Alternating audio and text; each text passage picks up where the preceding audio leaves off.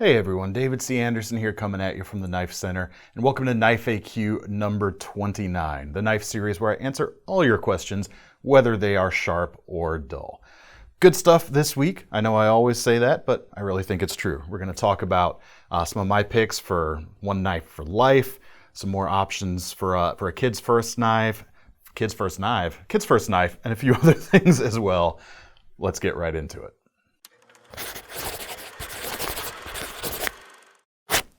I thank you everyone for submitting your questions to this series. As always, if you want a chance to get one of your own questions featured, just leave them in the comments section below on this video, and we come through and we pick out a few good ones for future installments. With that being said, let's get right into this week's questions. First one comes from Dave Garbo. It says, love the videos. I've been looking for a single blade and bottle opener. I can't find one. Is there a good one you recommend? Sure, I got a couple options here, and I'm going to show you an affordable one and a very expensive one, just because that's what I get to do. I get to play with a broad range of things here. First and foremost, the Victorinox Bantam, especially in the ALOX version, is my favorite way to go. This is a Knife Center exclusive red color on this particular model. We also have black. These come in about 27 bucks, and for that, you get the main blade, and you get the combo tool on the other end, which combines bottle opener and can opener into one unit, as well as having the wire stripper notch there on it as well. And of course you can do, in addition to that, you can do screw driving with the flathead screwdriver or the flathead tip on that tool. You can even use it in the half stop position to get a little extra leverage. Really nice, and they take up virtually no room, especially in the ALOX versions of this knife. I mean, that's crazy thin. Very, very unobtrusive in the pocket. You could slip it just about anywhere. All right, next up is kind of the polar opposite to that knife, both in the size and the thickness and on the price. We've got the DPX Hest. And while the folding versions of this start around $175, this particular version is one of the more expensive versions, the 3.0 Leggero Hest, coming in at $360 right now. And for that, you've got upgraded handle materials. This is titanium. Of course, you've got that really nice textured pattern going on there. It's kind of like a diamond checkered pattern, but it doesn't have really sharp raised peaks. It's nice and comfortable. And with this version, you're getting an M390 blade. It's a little bit over 3 inches in length, not quite 3 1/4. M390 steel, nice and thick. This is definitely a design that was intended to take a beating, so to speak. But the key feature that is going to help you out today, answering your particular question, is this notch cut out of the spine of the blade here. And for one thing, it will open bottles. That does function as your bottle opener. Make sure to do it when it is in the closed position, however. I wouldn't recommend trying to use that with the blade open. But yeah, that'll pop open a cap, no problem there. And in addition to that, you've got 3 opening methods with this knife, and that notch is one of them. In addition to the flipper tab and the thumb studs that you can use that notch kind of like an Emerson Wave. It's a pocket deployer where you can angle it as you draw the knife so that it catches the hem of your pocket, and that's going to rotate it out and open into the locked position, so you're ready to go pretty much right away. Really, really cool knives. I do like these more premium versions just because the handles are much more comfortable than the entry-level models that have a flat G10 handle scale on the front. And it's just got a really nice milling pattern going on. Like I can't get enough, I can't express enough how much I enjoy that particular texture. But of course, the base models are going to work just fine and do everything you need as well. Deep carry pocket clip on these guys also, glass breaker there on the end, bit driver here in the lanyard hole as well. A lot of stuff going on with this particular design, and it should do what you're looking for. All right, next question is from Joe Hoot. DCA, what are some good options for a kid's first pocket knife? Got a few things here for you. We actually did do a video on this very subject not too long ago. We'll make sure to leave a link to that where you can check out some stuff. But it's a subject I like to talk about, so I'm kind of going to talk about it a little bit here again, much more abbreviated. And one of my favorite things to recommend is the Buck Bantam. Not necessarily this 3.6 inch bladed version, but the version that that has the blade just over 3 inches. is a really nice sweet spot for a kid's first knife. Comes in under 20 bucks, but it's got a lot of things going for it that are gonna work really well, whether they become a knife enthusiast or not. It's always gonna hold a special place in their heart, especially if it's, you know, like a dad giving it to your son, and you get to say you gave your kid a buck knife. There's just something special about that. On top of that, it's got a number of features that just work really well for a basic blade. You've got 420HC steel, nice stone-washed finish, so it's gonna hold up over time very nicely. It's gonna maintain really well. You're not gonna have to worry about rust so much. The handles on them are nice, and even on that 3 1/8 inch version, the handle is large enough that it's gonna both grow with the kid so that they'll still find it useful, you know, 20 years from now. But also, you kind of want to resist the urge to give a kid something with too small of a handle, especially as like fine motor control is still getting bigger, or you're still improving, body's still growing, that sort of thing. You want to give them enough handle there to actually maintain a good solid hold on it without having to struggle too much. So I like that about these knives very much. I also like, again, for a beginner especially, you've got a bit of an integrated finger guard here and enough distance between the end of that guard and the start of the edge that there's another little added bit of inherent safety there as well. You've also got a locking blade. I definitely would recommend a locking blade. Avoid some of the injuries like my messed up finger here that has some slip joint injuries on it. And you've got one hand opening on both sides. Single position pocket clip, it's tip down in this case, but unlike some tip down knives, it does hold in very nicely. It has a nice pull towards the closed position on it, so not too much worry there. It's just a solid buck knife for not too much money. Even this particular one, the larger version, comes in about 25 bucks. Bucks. Bucks. Now, as another option, if you want to send your bucks somewhere else, is a knife that I've been test driving this Civivi Badlands Vagabond. Not the best name necessarily, but I've been test driving this knife out for a couple weeks now, and I'm kind of having a hard time finding any reason not to recommend this as a good first knife for just about anyone, whether you're a younger kid or if you are just getting into the knife hobby, or you're giving a nice gift to someone who maybe isn't in the knife hobby. This has a lot of stuff going for it, and it only comes in at about 40 bucks right now. In that first knives video, I recommended, or I included the Elementum in that, and I kind of want to take that back. I want to replace this, or replace the Elementum on that video with this if I could. Main reason being is the steel here. Whereas the Elementum has D2, this has 9CR 18 MOV stainless, and you get a couple benefits of that over D2 for a beginner. Easier to sharpen for one, still have good edge performance, which is nice, and a lot easier to sharpen and maintain than that D2 steel for a beginner especially. And I think that's very important.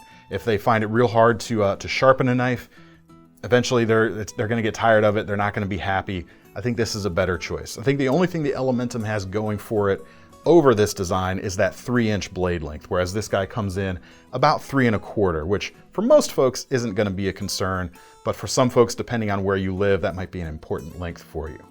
But let me tell you about the rest of the knife, because it is solid. 40 bucks, 9CR stainless. You've got dual opening, you've got thumb studs and a flipper tab. So you can have, if someone's into like the fidgety sort of thing, they can do that. Or if they're more used to something like thumb studs, or even if it's a subconscious thing, you've got that option as well. One of the nice things about the blades in Civivis in general is they keep the edges nice and thin, especially on the hollow ground knives like this. And that's true for the Elementum as well, which does make it a bit easier to sharpen, but this being that 9CR stainless is going to be easier still. The handle, you don't get G10 here at the $40 price point, but you do get some FRN, and it's really nicely done. It doesn't feel cheap, even though it's not going to be mistaken for any other material, but it feels good, and that handle shape is nice, long enough, and very neutral. So even someone with slightly larger than average hands like myself, I still have no problem grabbing onto this knife. It's going to work really nicely for folks with smaller hands as well. And the last couple little details, hidden lanyard point and a reversible deep carry pocket clip, 40 bucks. And flips nicely. The best thing I can say about this is like I said, I've been test driving this for like the last few weeks, 3 or 4 weeks now. I don't feel like I'm carrying a $40 knife. I don't feel like I'm missing out on anything by carrying a $40 knife. It's another way to say that. That's a pretty good recommendation for me as far as I'm concerned. So definitely check that guy out as well. All right, next question comes from Greg Harp. It says, I'm a fan of both fixed and folding blades. However, I rarely look to any blade that is not a straight edge. Me too. That's kind of my preference as well. In my mind, the serrations are on the wrong part of the blade. Do you know of any brands or models with serrations at or closer to the top or front of the blade and the straight edge at the bottom/hilt? Yes. Got one right here immediately comes to mind. Another Swiss Army knife, the Victorinox one-hand Trekker. This particular version comes in about 55. And I won't get into all the other implements because you do see this particular blade on a few different of their models, but you've got a serrated belly and a small section of heel that is straight edge. And you're kind of right, and I kind of agree with you there, especially on an outdoorsy knife. I don't like an outdoorsy knife that has serrations right there at the heel of the blade. This makes a lot more sense for most campers, especially most casual campers, than a serration pattern that is the other way around. If you're using this for food prep, whether you're cutting a tomato, slicing a piece of meat or anything like that, maybe you're cutting through a steak that you cooked over the fire, the serrations make a lot of sense there. But if you do need to do any kind of like small whittling or carving, like a tent stake or something, maybe the folks forgot the last tent stake and they need to make one, that straight edge there right near the heel is going to be a lot better for those fine carving tasks. I like to use the belly right near the tip for certain things myself, but that's just because I'm comfortable with that. It's maybe a slightly more advanced technique, but you're right. This type of configuration really does make a lot of sense for that, and you don't really see it too much. In fact, outside of these Swiss Army knives and the couple models that share this blade, I can't really think of any that come like this, so maybe that'll do something for you. All right, so this next question actually comes from a friend of my wife's. She had a really nice question that got relayed to me, and I thought it was a good topic worth talking about. So this comes from Meredith G. I had to cut a line last weekend while sailing, and I had no knife to do it with. Nightmare. Thinking about buying the Spyderco Ladybug 3 Salt Hawkbill from KnifeCenter to stick in my pocket for sailing. Do you think it would be a good line cutter? Any other suggestions? All right, there is that particular knife. I really like this question. I always, I think everyone should carry a knife, obviously, and that's not because we sell knives here. It's because I am who I am. So I always like when folks who may not be thinking about that will encounter something that kind of makes them think about, maybe I want a pocket knife. I just enjoy that. Something makes me feel good about that. So I will say that Meredith was on the right track with the Salt line of thinking. But the Ladybug is not quite the right knife for the particular situation. Certainly a good little knife. They come in a bit over $50 these days. But for being out on the water, one, it's a bit too small. It's only about a 2.5 finger grip for most folks. You can see there with the finger grooves. So it's going to be a little harder to control, especially if the boat's going up and down on the waves. Last thing you want to do is drop your knife. The other thing that I would suggest is, although a hawkbill blade like this is going to be a great line or rope cutter, in a boating situation, I would actually recommend something with more of a blunted tip, which is why I pointed her in the direction of the standard Spyderco Salt. These guys come in about $96 right now for the H1 steel version, and a little bit more for the new LC200N versions, which have even more edge retention. But this is a great place to look. For one thing, that H1 steel is rust proof. You could leave this in salt water and nothing's going to happen to this. And they even make sure the internals are treated with similar materials so that they're not going to rust away as well. You got a nice bright color there. You've got enough handle to hold onto, importantly, and you have a lot of texture from that bidirectional FRN that you're going to be able to hopefully not lose your grip when things get dicey. And even though we don't have a hawkbill shape with the serrated edge here, it's going to have no problem going through line. slicing through that, sawing through that, no problem. And the tip here, it's not as blunt as some could be, but you don't have a nice sharp tip. So again, if bobbing up and down, maybe you're fighting adrenaline, last thing you want is some self-injury, and this is going to be a lot safer than a hawkbill for that sort of situation. Now another option, I think the only thing going against the Spyderco Salt series is the price. And when you are out on a boat, there is a chance you might drop the knife and it might go overboard. So as an option that's not going to hurt quite so much if you do happen to lose it, is Spyderco's sub-brand bird. This is the Meadowlark Rescue 2. Similar concept, similar size even. The Meadowlark is basically Bird's version of the Delica, which is what the Salt was based on. Same size handle, again, big enough so you've got the control you need when things are rough, when the seas are rough. You've got that blunted tip, you've got that nice serrated edge here. Not as stainless, certainly. 8CR, it's an 8CR13 series stainless here, which is not the most stainless of stainless steels on a good day, but take care of it, it's probably not going to be too much of a problem. And again, if you do happen to drop it overboard, it's going to be a lot less of a tragedy than if you were to have dropped this guy overboard. But either one, definitely great places to look for your next sailing or boating knife. All right, next question is from Philosophus Bellator. Big fan of your FAQ series. Thank you very much, sir. I've got my eye on a trailing point, upswept blade scimitar Persian style folder. Besides the Benchmade Bedlam 860 and the CRKT Clever Girl, are there any others out there I might have missed? Yeah, sure, got a few cool ones here. And if we're talking about this style of blade, I gotta talk about the CRKT Ritual. It's one of the new 2021 models, and this thing has been a barnstormer. These things have been incredibly popular. They come in about 80 bucks right now, and it doesn't get much more dramatic than this. This is an Alan Foltz design, who normally is known for his small fixed blade, so this is kind of a cool departure for him. Blade, it's about 4.4 inches, 12C27 steel. We've got anodized bolsters and a really cool handle material. This is an ivory infused resin. It basically feels like paper micarta, has a nice polished finish, very fancy. And this kind of gets into what kind of made CRKT famous. Is one of the good things about them as a brand, is they bring custom designs or designs from custom designers in at a very low price point.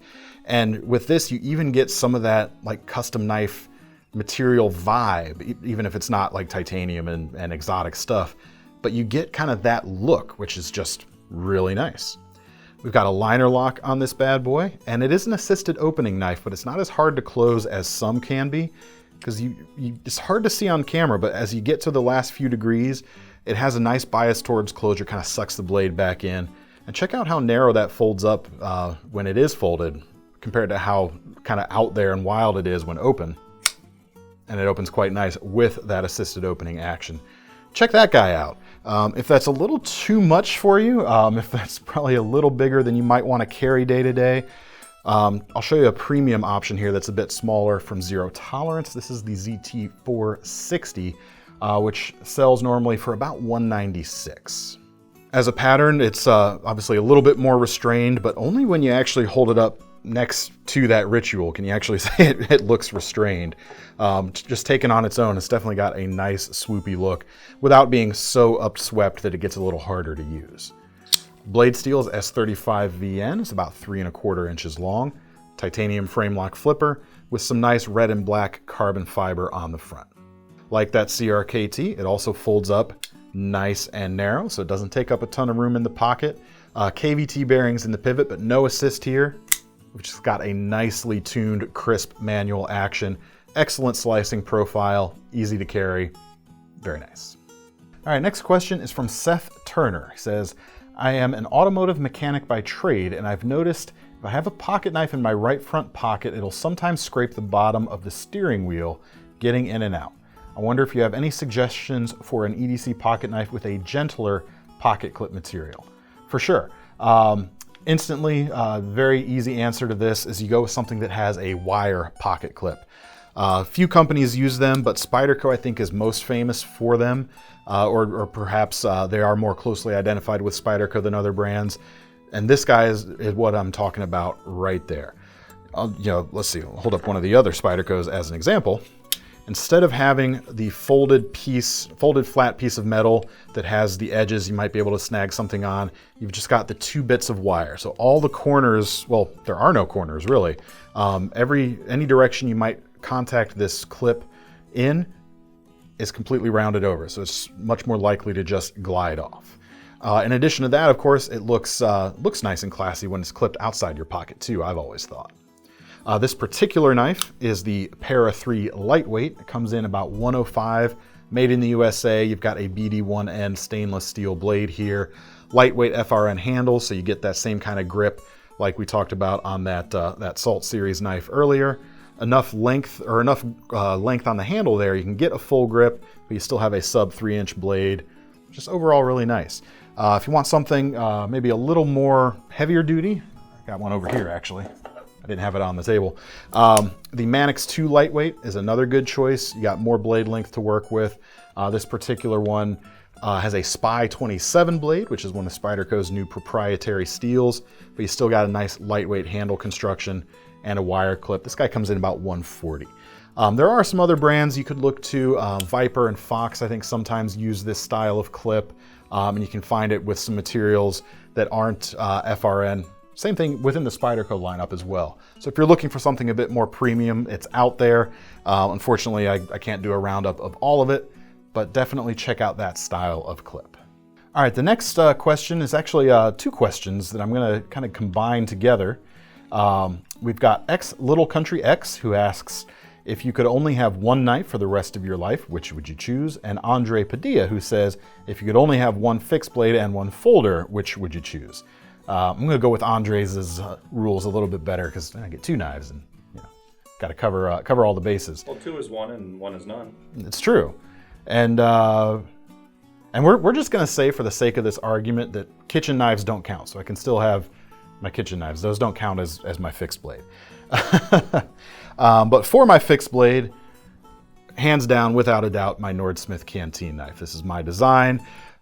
It does everything I want my larger fixed blades, my camp knives to do, and I could absolutely get away with this as being the last fixed blade I ever had to take outdoors, to take anywhere for the rest of my life. Not that I'd want to, but I could do it. 5.5-inch blade. Current versions come with CPM 154 and they're about 365. Handcrafted in the USA by the fine folks at LT Wright for me, so you've got great quality there. And you've got enough length and the right kind of shape when combined with this handle. I can do all my camp knife stuff with it, and I can do cutting board stuff with it. I can do my camp cooking really nicely. You can do rocking cuts, mincing some herbs, long slices off of meat like a butcher knife, kind of a short 5.5-inch butcher knife in this case. And then you've got a nice comfortable handle, micarta in this case, choke back point where you get a little more leverage for some light chopping. It does everything I want it to do. Slightly larger knife that feels smaller because it's perfectly balanced too, and that's important.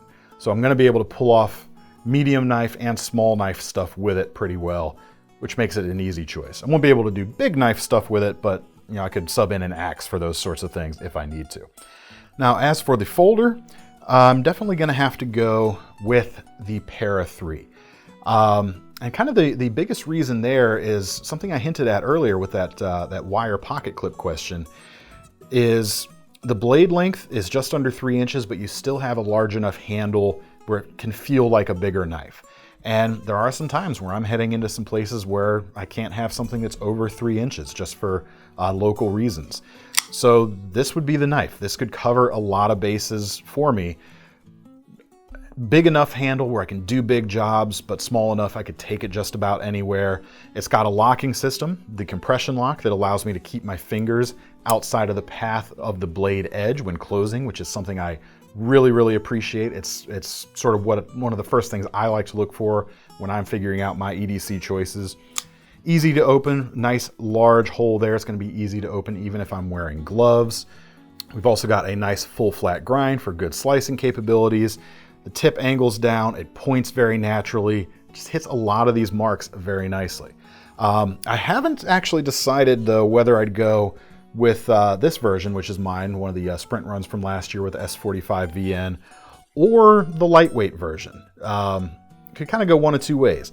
The lightweight version certainly has the lightweight going for it, and you've got that wire pocket clip, which especially for a 3-inch knife, if I'm going to be taking it into some of those places, the classiness of that wire pocket clip and the unobtrusiveness of it could be quite nice and quite advantageous for those situations. On the other hand, if I go with the full fat version, there's tons of aftermarket support for this model out there. In fact, you can see I've got a Lynch Northwest deep carry pocket clip on this guy. It's not as deep carry as the wire clips and not as unobtrusive either, but you have all kinds of different stuff you could buy for that and all kinds of different scales you can buy for this knife. So if I'm gonna be stuck with one knife, maybe it's worth going for the G10 version so I can swap scales out and make it feel new after a while. But in any case, I think the Para 3 would be what I would take. Not because it is my favorite knife necessarily. I like it. It's not my favorite, but I do like it very much, and it would do everything I need. And that ultimately are the criteria that's going to earn its spot to answer your question. Thanks so much. That was a lot of fun thinking about that, actually. Oh, actually, I have one more thing. Oh. They didn't say I couldn't have a multi-tool, so I still get to have my my Evo Grip S18 by my side. Yeah. You got to be more specific, folks. Just take the blade off. It's a bottle opener. No, it can stab the blade. It's a multi-tool. Fair enough. It's a different section on our website. It's not a knife. Absolutely. Yeah. It makes sense to me. Anyway, one more question from MG. I've got a weird question. Is there any slip joint out there that you can consider slightly practical for tactical or survival purposes? Maybe it's just better to go with a high-end neck knife. Just wanted to hear your thoughts on this. Sure, it's kind of a fun one to end on. I think tactical and non-locking probably shouldn't even be in the same conversation together. I would definitely want to go with something that either has a strong lock or is a fixed blade. Just for safety reasons. You don't want anything accidentally closing on you in any kind of situation, really. As for survival, there can be there's actually a lot of Swiss Army knives out there that would be very useful in a survival scenario that don't lock, even though actually the two on this table that do have a nice wood saw on it both happen to lock, but that's beside the point. So I would say those are the exception to the rule for survival. Definitely you can consider those being very appropriate for that type of scenario.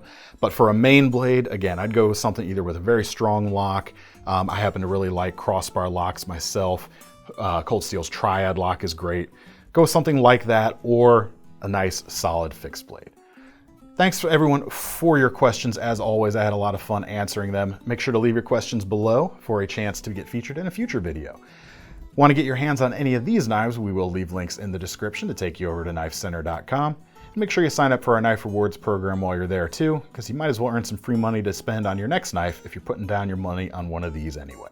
I'm David C. Anderson from the Knife Center signing off. See you next time.